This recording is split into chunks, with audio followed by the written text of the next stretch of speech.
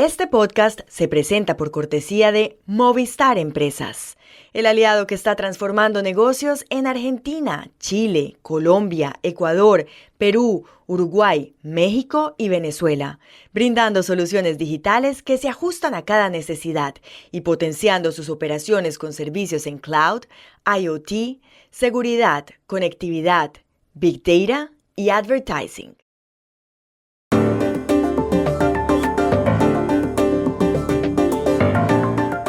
Faltan solo 24 horas para las elecciones en el Reino Unido y las encuestas le dan una amplia ventaja a la oposición laborista que perdió el poder hace 14 años. ¿Cómo sería un gobierno de su líder, Keir Starmer? Un video en el que el presidente de Colombia, Gustavo Petro, o alguien que se le parece, camina de la mano de una mujer que no es su esposa en Ciudad de Panamá, ha causado un escándalo en ese país. ¿Qué implica la historia? En España, la ley por la cual fueron amnistiados líderes como Carles Puigdemont, que impulsaron un referendo independentista en Cataluña en 2017, acaba de sufrir un traspiés en el Tribunal Supremo. ¿En qué consiste? Hola, bienvenidos a Y esto no es todo, el podcast del Georgetown Americas Institute de la Universidad de Georgetown en Washington, D.C. Soy Juan Carlos Iragorri, desde Madrid. Soy Paz Rodríguez Niel, desde Buenos Aires. Es miércoles 3 de julio y esto es todo lo que usted debería saber hoy.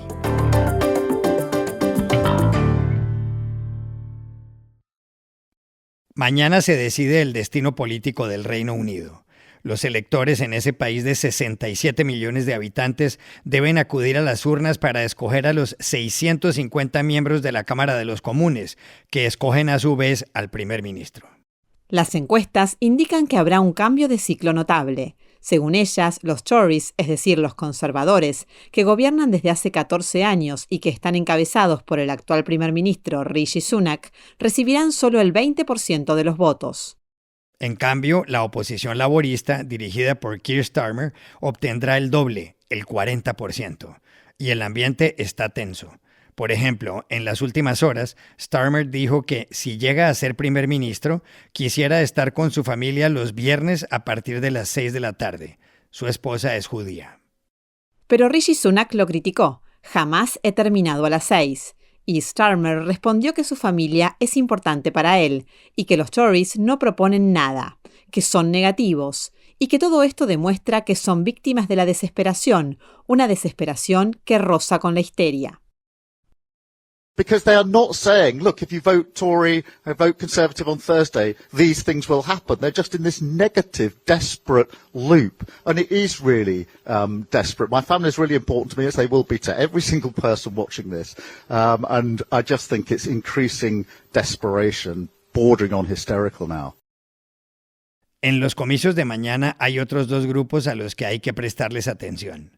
Uno es Reform UK, de Nigel Farage, el gran impulsor del Brexit, que según los sondeos lograría el 15% de los votos. El otro es el de los liberales demócratas, que conseguirían el 11%. Pero la pregunta, a solo 24 horas de las elecciones, es cómo sería un gobierno de Keir Starmer, el líder laborista. Para entenderlo, llamamos anoche a Londres a la periodista española Celia Massa, corresponsal de los diarios El Confidencial y La Razón, y de la emisora Onda Cero. En Reino Unido siempre hay un dicho que dice que las oposiciones no son las que ganan las elecciones, sino que son los gobiernos las que la pierden, y en esta ocasión pues no puede ser más relevante porque los laboristas de Keir Starmer no entusiasman en absoluto, simplemente que tras 14 años de gobierno conservador los británicos piden un cambio.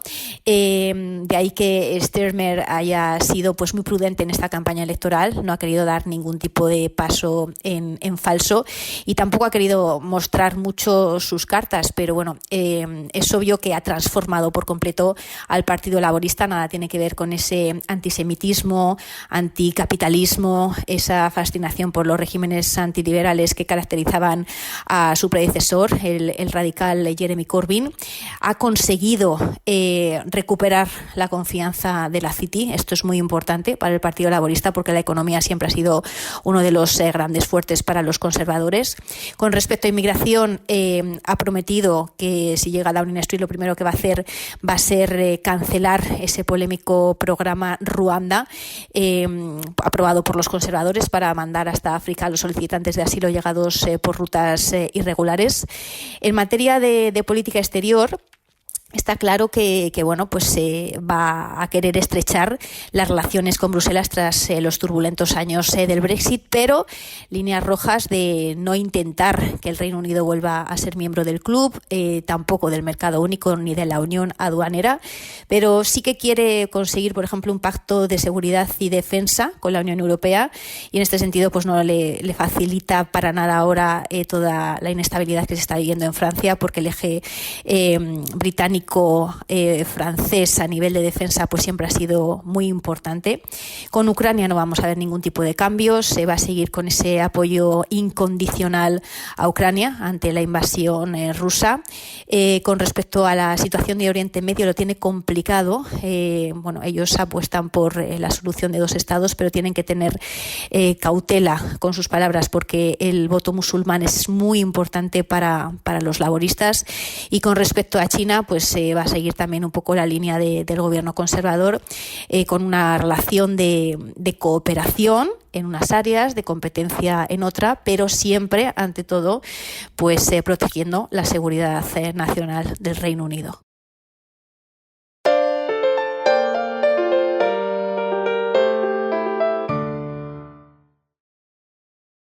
En Colombia se formó ayer un escándalo por cuenta de un video en el que un hombre con apariencia física similar a la del presidente Gustavo Petro camina de noche por el centro histórico de Ciudad de Panamá, cogido de la mano con una mujer que no parece ser su esposa, Verónica Alcocer. Petro había viajado el domingo a la capital de Panamá para asistir a la toma de posesión el lunes del nuevo presidente de ese país, José Raúl Mulino. Ayer circularon versiones según las cuales quien paseaba con el hombre en el video era la presentadora trans de televisión Linda Yepes. Yepes, que fue la primera mujer transexual en presentar un informativo en un canal colombiano, en este caso Telecaribe, fue entrevistada ayer en Despierta América, programa matinal de la cadena Univisión en Estados Unidos, y aunque no confirmó nada, tampoco lo negó. Linda, todos queremos saber, ¿eres tú la mujer en este video, sí o no? Estaba en Panamá, amo Panamá. En el 2013 tuve la oportunidad de vivir en Panamá. En el 2019 tuve convocatoria para Big Brother Panamá. Es un país que llevo en el corazón. He estado ahí, pero todavía no puedo dar los detalles. Pero ¿eres o no la mujer en ese video? Es sencilla la respuesta, ¿sí o no? En este momento no puedo darte una respuesta correcta porque estoy recibiendo unas amenazas. ¿Por qué se ha armado tanta polémica con este asunto en Colombia, donde llegó a ser tendencia en las redes sociales? ¿Y qué implicaciones tiene? Para entenderlo, llamamos ayer a Bogotá a Kelly Cabana, periodista de RCN Radio. Paz, el escándalo se armó en primer lugar porque el hombre que aparece en el video que ha estado rotando en redes sociales puede ser el presidente Petro o alguien que se le parece mucho. Tiene su estatura, camina de forma similar, lleva una gorra como el presidente ha usado en los últimos meses y luce una guayabera como la que él se pone. A mucha gente le impactó además que ese hombre cogiera de la mano a la mujer que aparece en el video y que incluso la abrazara al final. Para entonces la esposa del presidente, la primera dama Verónica Alcocer, estaba de viaje en Europa. También llama la atención que Linda Yepes, la mujer trans que supuestamente estaba con él, no negara todo esto en esa entrevista que concedió a Univisión, si no fue cierto finalmente. Por otro lado, algunas voces han dicho que de haber sido verdad, Petro no debió haber hecho esto cuando viajó en misión oficial y en representación de todos los colombianos a una ceremonia en Panamá, en este caso una ceremonia de investidura de un presidente. Además, recuerdan que varias veces el presidente se ha desaparecido cuando va al exterior, eso ha quedado también registrado en la prensa y empiezan a encontrar explicaciones. Pero Paz, haya sido cierto el episodio o falso y así esté ya en medios de comunicación internacionales, lo cierto es que Colombia ha sido un país muy respetuoso con la vida privada de los presidentes.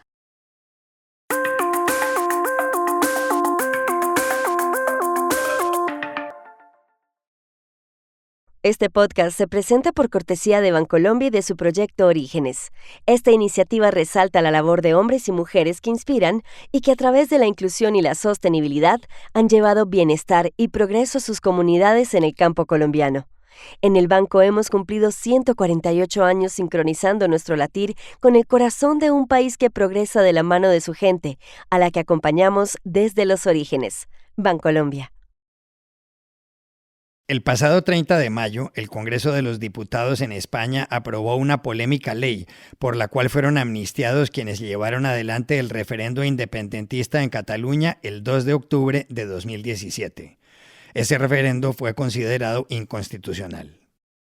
El principal beneficiado con la ley era Carles Puigdemont, que en esa época fue presidente de la Generalitat, el gobierno regional catalán, y quien vive fuera de España.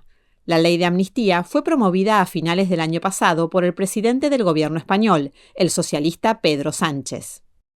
Según la oposición conservadora encabezada por Alberto Núñez Feijóo, líder del Partido Popular, Sánchez impulsó la ley porque sin los votos del movimiento político de Puigdemont en el Congreso de los Diputados no habría sido investido presidente en noviembre. Pero, ojo, este lunes, cuando se esperaba el pronto regreso de Puigdemont, contra quien pesa una orden de detención, el Tribunal Supremo dictó en Madrid un fallo según el cual la amnistía no cobija el delito de malversación que se le imputa al líder independentista. Conclusión: si Puigdemont vuelve al país, podría ser detenido, y su acuerdo político con Pedro Sánchez puede haber quedado en entredicho. Pero, ¿qué dice el fallo del Tribunal Supremo? Hablamos ayer aquí en Madrid con la abogada Elisa de la Nuez, secretaria general de la Fundación Hay Derecho. La sentencia, más bien el auto, básicamente lo que hace es no aplicar la amnistía en el punto del delito de malversación, cuando la ley es muy clara que dice que va a amnistiar a aquellas personas, básicamente los políticos del proceso, que, desviaron dinero público, pero no se lo quedaron para su propio bolsillo, ¿no? Eso es básicamente lo que pretende la ley de amnistía.